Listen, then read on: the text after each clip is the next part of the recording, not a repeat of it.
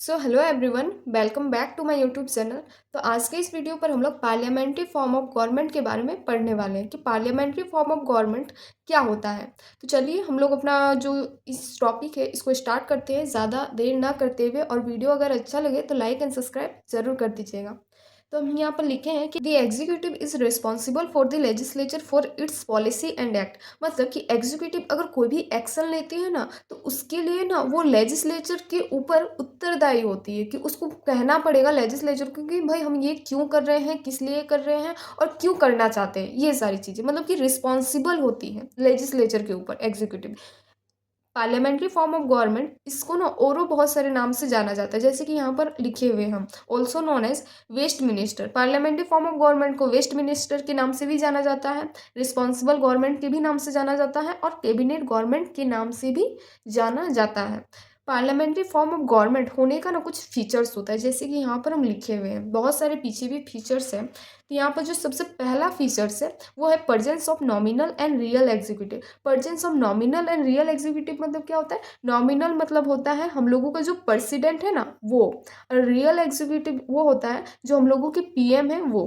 Presence of president and prime minister that is called presence of nominal and real executive. ये एक features होता है parliamentary form of government का। दूसरा है majority party rule. Majority party rule मतलब क्या होता है कि हम लोगों को अगर कोई भी सरकार बनाना है, जैसे कि बीजेपी ही है, बीजेपी अगर हम लोगों को सरकार बनाना है तो हम लोगों को वोट कितना लाना पड़ेगा? 271। मेजोरिटी पार्टी रूल मतलब कि 271 हम लोगों को वोट लाना पड़ेगा, देन उसके बाद हम लोगों का जो सरकार है वो बन जाएगा। वही यहाँ पर बता रहा है मेजोरिटी पार्टी रूल है। ये एक फीचर्स में आता है जिसमें हम लोगों को ये दर्शाता है कि ये एक पार्लियामेंट्री फॉर्म ऑफ गवर्नमेंट है। तीसरा है collective responsibility of the executive to the legislature. मतलब कि जो एग्जीक्यूटिव है ना वो कलेक्टिवली रिस्पॉन्सिबल रहेंगे लेजिस्लेचर के ऊपर कि भाई एग्जीक्यूटिव कोई भी अगर एक्शन ले रहा है तो वो लेजिस्लेचर को ये उत्तरदायी रहेंगे कि भाई हम क्यों ये एक्शन ले रहे हैं।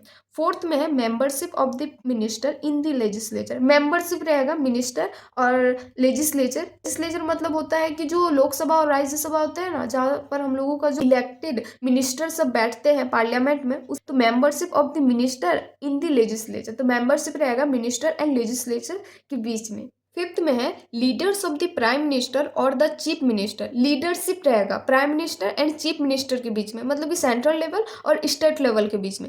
सिक्स्थ में है dissolution of the lower house. Dissolution of the lower house का मतलब ये होता है कि अगर जो हम लोगों के मान लेते फॉर एग्जांपल कि प्राइम मिनिस्टर अगर ये बोले कि नहीं हम जितना भी जो लोकसभा राज्यसभा है इसको हम भंग करते हैं, जो मंत्रीगण है इसको हम हटाना चाहते हैं, तो प्राइम जो हम लोगों के प्रेसिडेंट है ना वो लोकसभा या फिर राज्यसभा को डिसॉल्व कर सकती है, डिजोल्यूशन कर सकती है, हटा सकती है। इसी का मतलब होता है dissolution of the lower house, Lok Sabha and Rajya Sabha.